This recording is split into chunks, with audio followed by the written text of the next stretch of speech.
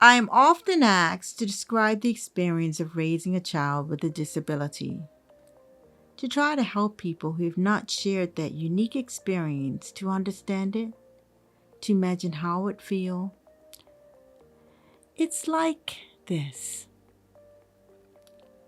When you're going to have a baby, it's like planning a fabulous vacation trip to Italy. You buy a bunch of guidebooks and you make your wonderful plans. The Colosseum, the Michelangelo David, the gondolas in Venice. You may learn some handy phrases in Italian. It's all very exciting. After months of eager anticipation, the day finally arrives. You pack your bags and off you go. Several hours later, the plane lands. The flight attendant comes in and says, "Welcome to Holland." "Holland?" you say. "What do you mean Holland? I signed up for Italy. I'm supposed to be in Italy. All my life I've dreamed of going to Italy." But there's been a change in the flight plan. They've landed in Holland, and there you must stay. The important thing is they haven't taken you to a horrible, disgusting, filthy place full of pestilence, famine, and disease. It's just a different place. So you must go out and buy new guidebooks, and you must learn a whole new language, and you will meet a whole new group of people you would never have met. It's just a different place.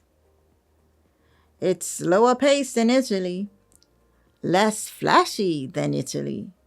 But after you've been there for a while and you catch your breath, you look around and you begin to notice that Holland has windmills and Holland has tulips. Holland even has Rembrandts. But everyone you know is busy coming and going from Italy. And they're all bragging about what a wonderful time they had there. And for the rest of your life, you will say, "Yes, that's where I was supposed to go. That's what I had planned."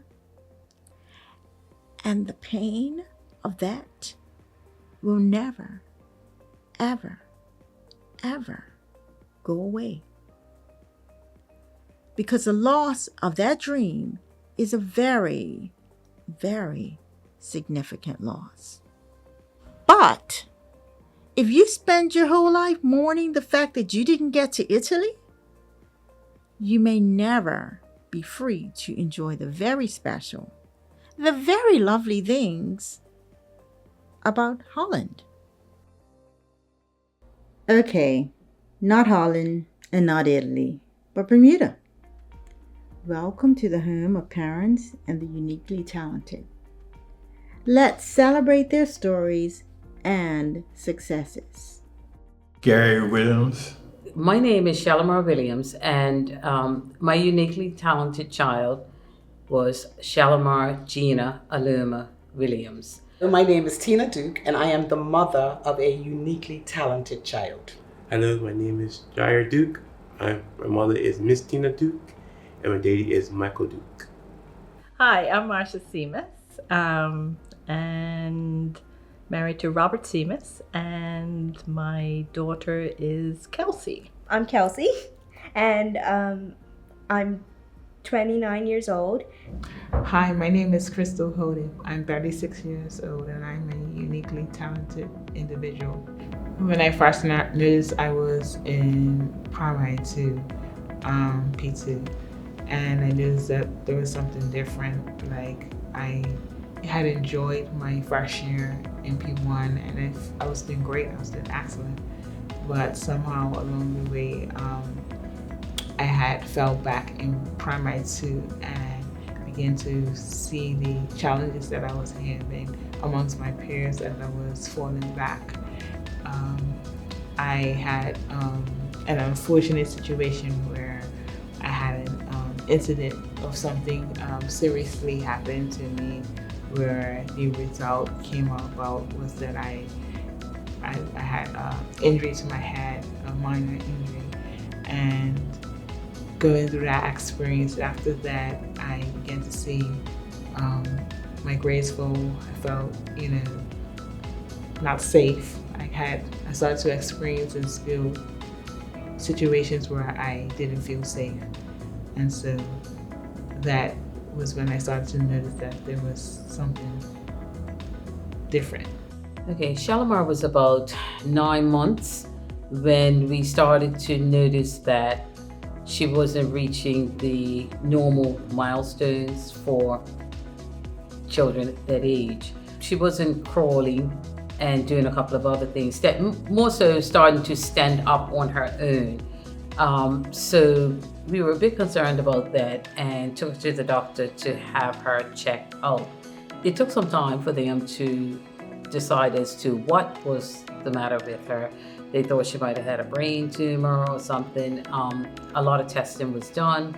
We were eventually referred to Boston Children's Hospital, and they diagnosed her with a genetic disorder called Morquio syndrome. I felt, okay, I'm a type of person that I need to know what I'm up against. So while it was upsetting initially to know that my child had a disability, my thought process was, okay, I need to know everything that I can about this disability, and I need to find ways to deal with it and to make her life better. So I went in the thinking mode, if she is going to the hospital over to Boston, in the mood of what am I going to do now? Our journey actually started when I was 7 months pregnant and had gone to the doctor for regular checkup. He measured my tummy at the time, as they do with your different checkups through, as you're pregnant, through your pregnancy.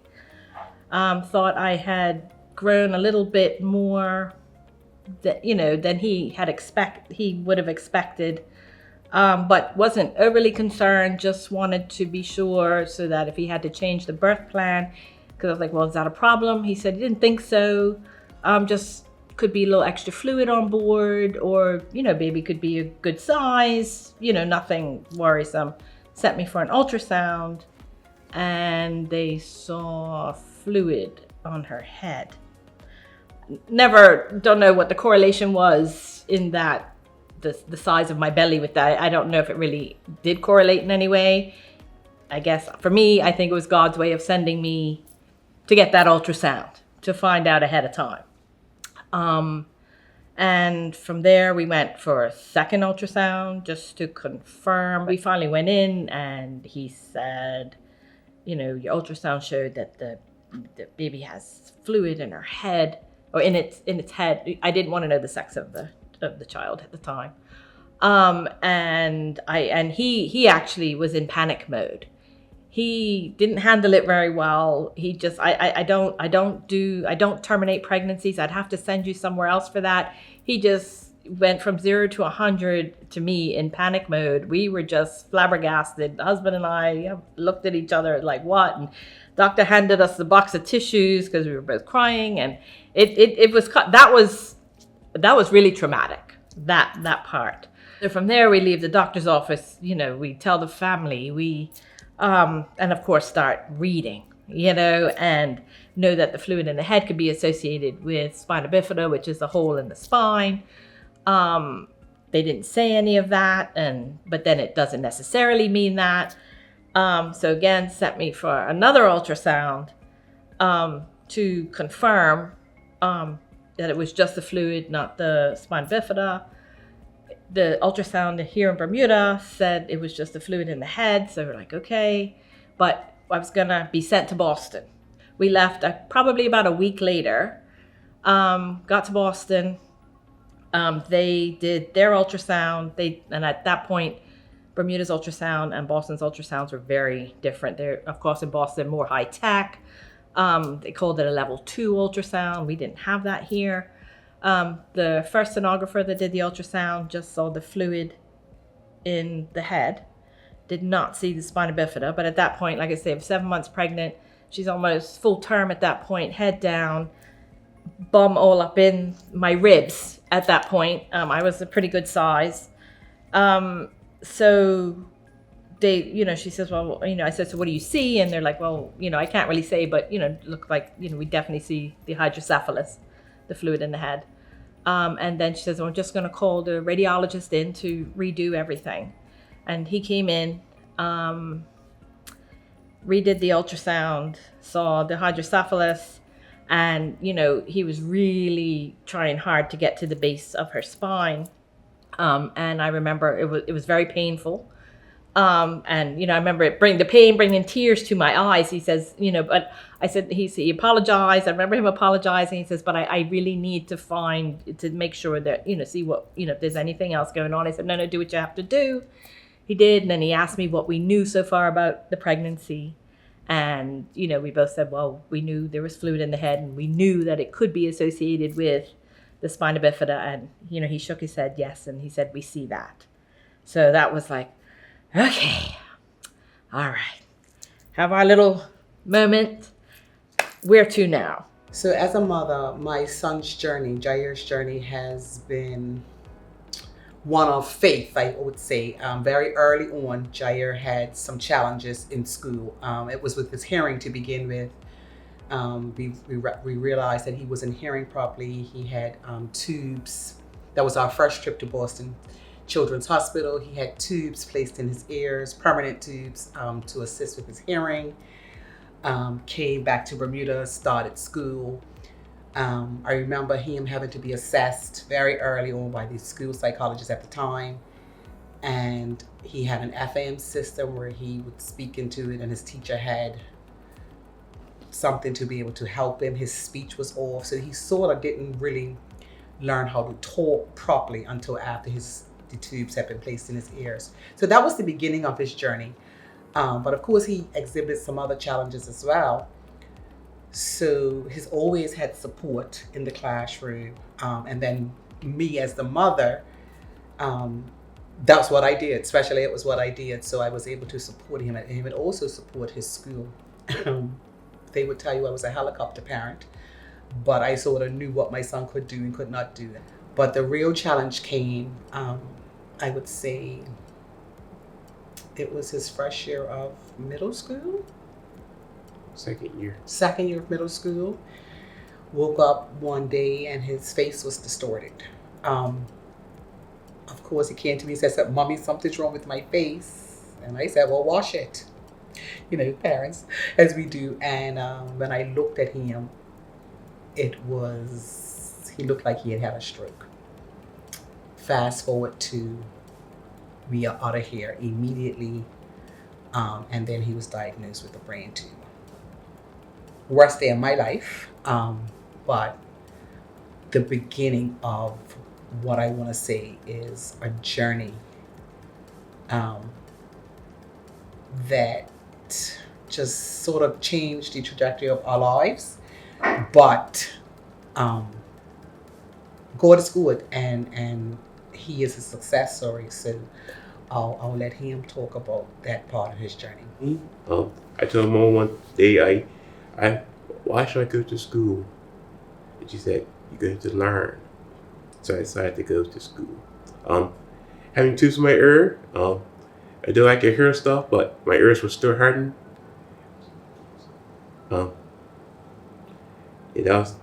Having a brain tumor changed my life. I had to stop doing these sports that are contact.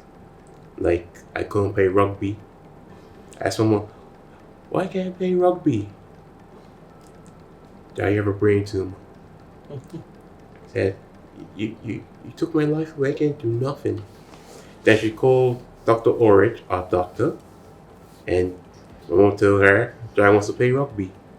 She said, "Put Jai on the phone." Yep.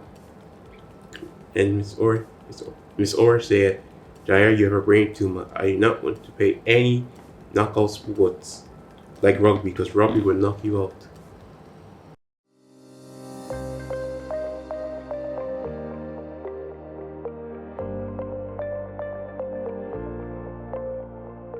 Well, my dad, I can say for sure, he tried to protect me, which is what a father does. They protect their child. So he tried to always, when incidents that I went through in primary school and beyond, he would always look out to see what he can do to protect me, what he can do to give me. He gave his best at what he could do in trying to get me to the place that he would like for me to be.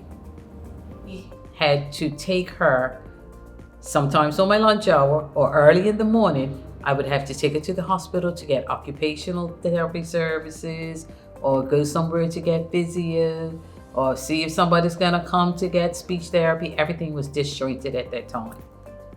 But again, we had to do what we had to do to help her to develop and not depend on the government to provide the service.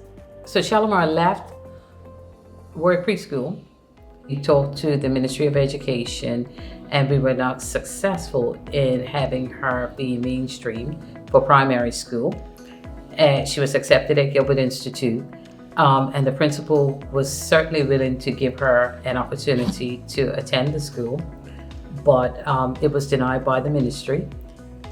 We did have support from Child Development Service. The worker there at the time, Nadine Lapsudaya, she just supported us every step of the way, absolutely. Shalimar had to go to Friendship Vale, which was the school at that time for special needs children.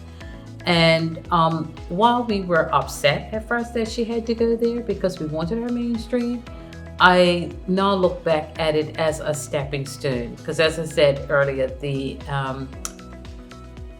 services, physiotherapy, occupational therapy, speech therapy, were not cohesive at that time. However, you were able to get those services right at Friendship Vale.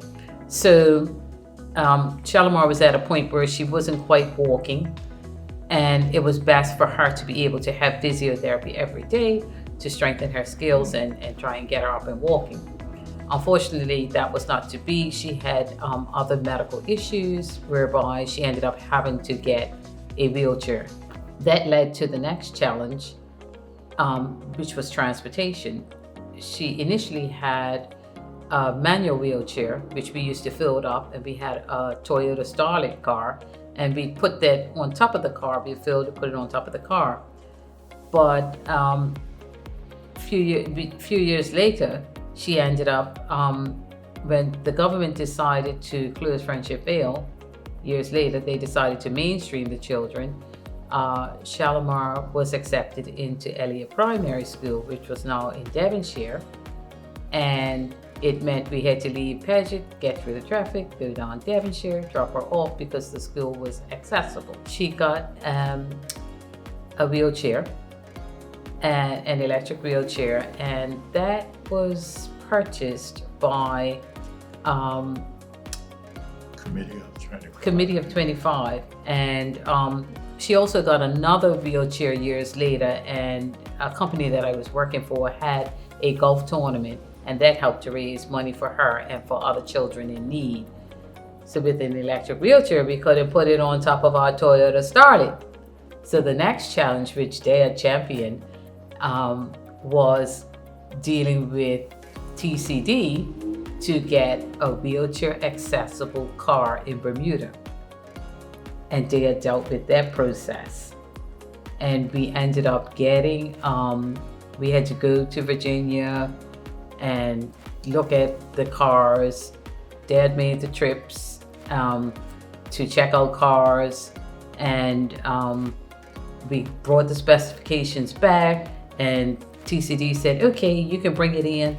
And then when it was on its way, we had sent the check off, and all of a sudden, like, no, you can't. But Then you went to Brenda's house. yeah, And you went and you checked out the wheelchair. yeah, but I still had to deal with government. He had to fight, he had to deal with TCD to get it in. And we got the okay, and then once we started to get it, they said, no, you can't bring it in yet after we paid for it because something was not right within the specifications. And he fought on. And we got it in, and we were the ones with the first ones with PC001. Kelsey's going to be the only one. And I thought, okay, so, and Bermuda's not very good at handling things, so how's this going to work?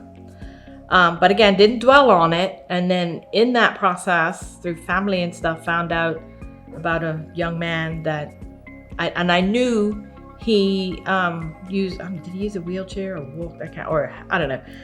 But found out he had spina bifida. Found out about another young person that had spina bifida. You know, I remember seeing, you know, different young people at Friendship Vale and stuff, but didn't know what their diagnoses were, but had never heard about spina bifida until I had Kelsey. So we came home a month later, back to Bermuda. Again, you know, we hooked up with a pediatrician and all, and were the admin person out front sort of hooked us up with, or suggested that we see certain people, therapists. Our thought processes were, we have this child is going to be able to do everything and anything and have all the experiences that any other child would have. And that was our take on this whole situation. You know, let's see what she can do. Moving away from home, little island of Bermuda, to take on the city of Boston. I think that's when I realized what I'm really capable of. Yeah. When I knew Jair was coming to Cedar Bridge for high school, I was the instructional leader for learning support at the time, and so in my mind, I'm getting ready for this boy to come. I want him to be able to have the best possible education. And I remember he went for another assessment, actually at Boston Children's, and they had given him this assessment, and on there, it said that he had a mild intellectual disability and that I should possibly put him in a functional skills type of setting. You know, this is what this says. I'm very uncomfortable with this because this is not what I see for my child. And I remember the advice given to me was, cross that bridge when you get there. You are the mother and you know your child, so you make those decisions. So I made the decision that my son wasn't going to be placed in that type of setting and that I would cross any bridge that I needed to when I got there.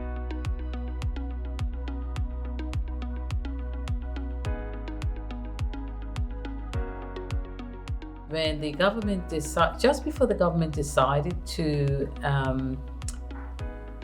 mainstream the children with disabilities, Shal and I came across a skit about somebody who was applying for a job that was in a wheelchair.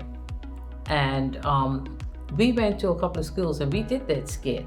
Because basically what she was saying is, hey, yeah, I'm in a wheelchair, but you got people that sit to their desks all day. It's no different from me being in the wheelchair. I'm looking for a job. And that's one thing that we were trying to do, was to make her as independent as possible. We didn't want her to have to depend on government for anything. If she could do something, let's figure out what she can do and teach her from an early age how to do that. So we didn't know that government was getting ready to mainstream the kids, and we were just trying to reach out to people to say, hey, listen, Shal's okay. She's got little differences, but you know, people would stare at her. They'd be scared to talk to her and say, Shal, say something to him. So, you know, scare them. Let them know that you can talk, right? In high school, it felt worse because it felt like I was just kind of reliving my experience again because nothing was done. Basically, I felt that nothing was done. It was just the same formula, the same set where you have, yes, you have the learning support, but it's it's still the challenge is still there, the weakness is still there. And so in high school I became very depressed, and it was really bad. And so to the point where I started to lose hope. And it wasn't until I learned how to be, with my dad's support, I learned how to be my own advocate, and started looking for resources like tutoring outside of school, looking for summer school, and just different support. I learned in high school how to become my own advocate. I think it was Sandra about We Learn Nursery, which was at the First Baptist Church in Devonshire, run by Pauline Bissell at the time. She had another young person there with spina bifida prior to Kelsey. And so very willing, she was a retired nurse, so knew how to catheterize and all of that, she was accepted, no problem. I would go with her before she started. I would take her to show, just to, sort of refresh Teacher Bissell about the catheterization. She in turn, so then she went off and she did half days at first. She wasn't keen, she cried, maybe that first week. But had lovely teachers, always had lovely teachers, and every teacher there learned how to catheterize Kelsey. Warwickshire College and Royal Northampton Spa in England. Going to college was a very big step point for me, because this is into my new life, and moving all the way to England, almost like scared in case what happens if you have a migraine or a headache. So I went to local hospital and put my name in. They have a doctor there in case I have migraine or headaches or get sick. I could go to them to get medication and stuff. So it's very easy. Going to school was not hard, but I had to. They have a lot of support. I had a scribe, and there was a parent in there to help me with things that I need help with, and then sometimes they'll check my handwriting or my work to see if it's correct or I have to change anything. And they had the own area, learn support area, where everyone was. So if you needed help with your work, or you could go to them for help, because they're there for you. And that's where, because I didn't like to talk, but me going to Warwickshire College helped me to talk and not be shy, because I used to be shy. Me talking now, that Warwickshire College helped me be that type of person who I am today. Okay.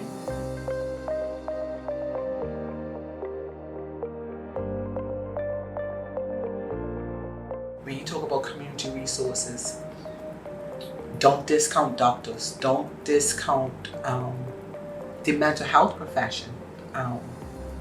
Because as a parent, sometimes I felt like I was going to lose my mind, because there's only so much you could do. So I had to reach out. I went to the EAP just to help me, and especially when he was in college, because I was about to up and just go, because I felt like he needed me to be there. But I reached out and got some support with that, but just recognizing when you need to get the support.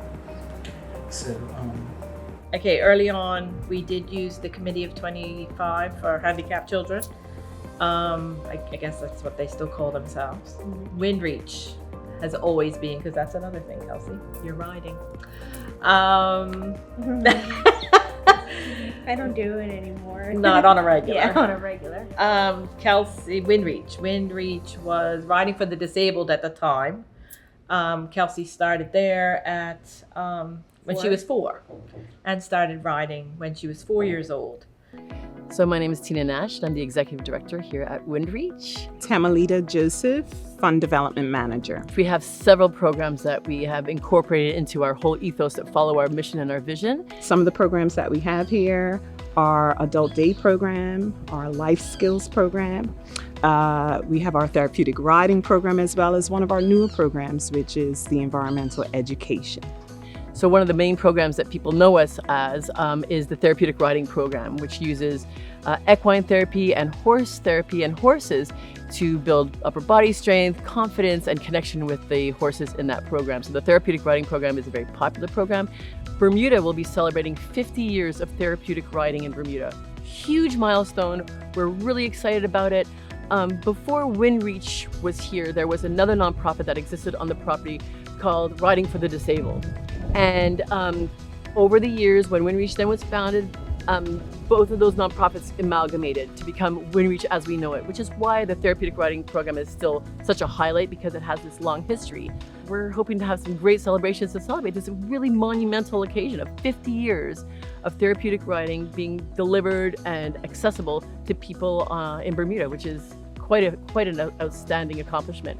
At WindReach, all of our therapeutic and educational programs are person-centered.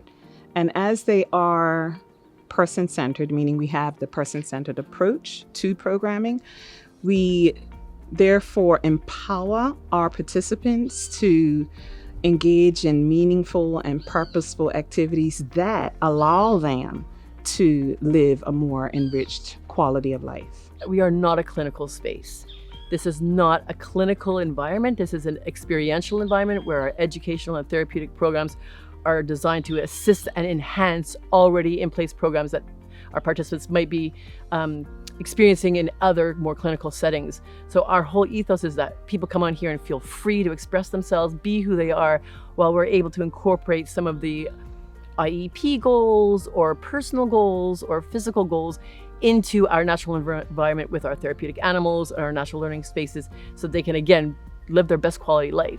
In terms of services, as I said earlier, we had the physical therapy, occupational therapy, speech therapy, child and development services in the early stages was good. My name is Terry Lynn Tyrrell. I am the coordinator at the Child Development Program. What programs are available for children with developmental delays? So we have several programs, and they are divided between screening and assessment and then early intervention. So research shows, and the science shows, that early intervention is crucial, and that there's a lot of brain development and the ability to change the brain in the first 3 to 5 years. And so I think that the language has also changed in the community, but also the research community, about being different, it's okay to be different, but then also how do we provide those early interventions to ensure that we can provide supports to families earlier. And there's this framework of return on investment. If you provide those deep resources in the beginning, then you won't have to pay later in terms of remediation and more service provision and service delivery at the other end. And I think people are more accepting that, people who are different, they have rights, right? So they have the right to be in the community, to live in the community, to have access to the community. There's a lot more education to do, and I think it's part of our job to educate people and to provide information about differences and how you can support children and also families.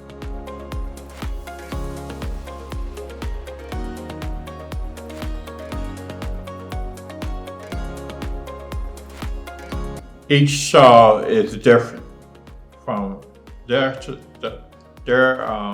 thoughts, and for them to push the child. Make a list of the things that you need to do. Try not to overwhelm yourself by attacking too many things at once, right? Figure out what's the most important thing to be done. Think about the people that you need to lobby to help you with resolving the issue, and address one issue at a time. The struggle's going to be very hard, but it's how you go, it's how you take on the struggle. It's going to be hard, but sometimes it may be easy. That parental thing is strong, and you have to listen to it. Never, ever stop advocating for your child. but also accept the emotional piece. Sometimes I know it can be hard, and you just sort of have to accept what's in front of you. I think the sooner you accept it, the easier it makes for you to sort of get the work that you need to do done. Find out that child's strength and bring it out as much as possible, and also don't rely on the school system to make your child a success. It starts with the parents, and if they have to have extra stuff outside of school, as long as it's not too much, to help develop what they do have, that's important as well. Enjoy your child and look and treat your child as a child first. Try and look beyond the abilities.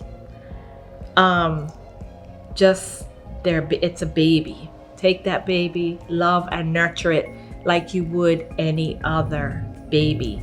There might be a few little extra things you might have to do, but first and foremost, it's a baby.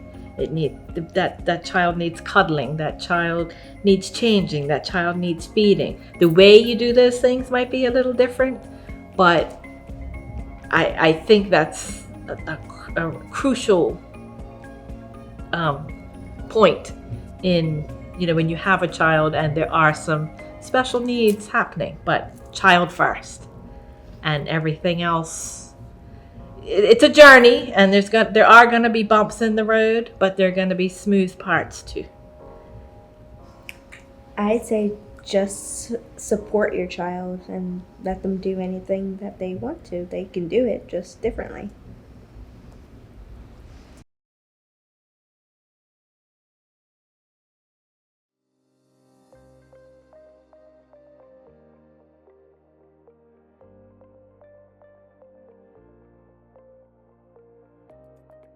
When you're going to have a baby, it's like planning a fabulous vacation trip to Italy.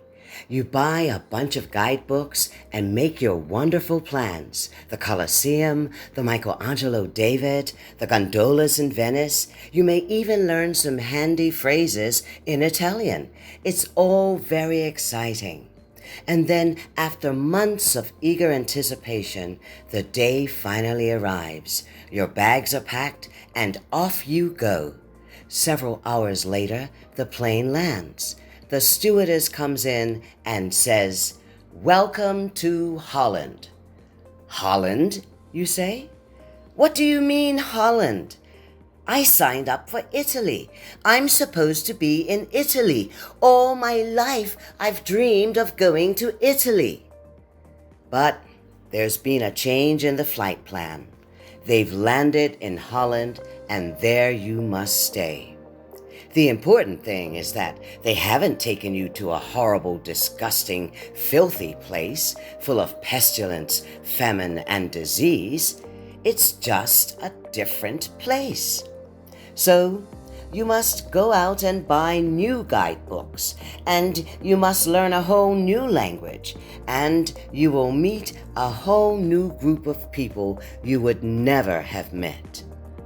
It's just a different place. It's slower paced than Italy, less flashy than Italy, but after you've been there for a while and you catch your breath, you begin to look around and you begin to notice Holland has tulips. Holland has windmills. Holland even has Rembrandts. But everyone you know is busy coming and going from Italy, and for the rest of your life you will say, "Yes, that's where I was supposed to go. That's what I had planned." And the pain of that will never, ever, ever go away, because the loss of that dream is a very, very significant loss. But if you spend your life mourning the fact that you didn't get to Italy, you may never be free to enjoy the very special, the very lovely things about Holland. Oh, okay, not Holland, and not Italy, but Bermuda. Welcome to the home of parents and the uniquely talented. Let's celebrate their stories and successes.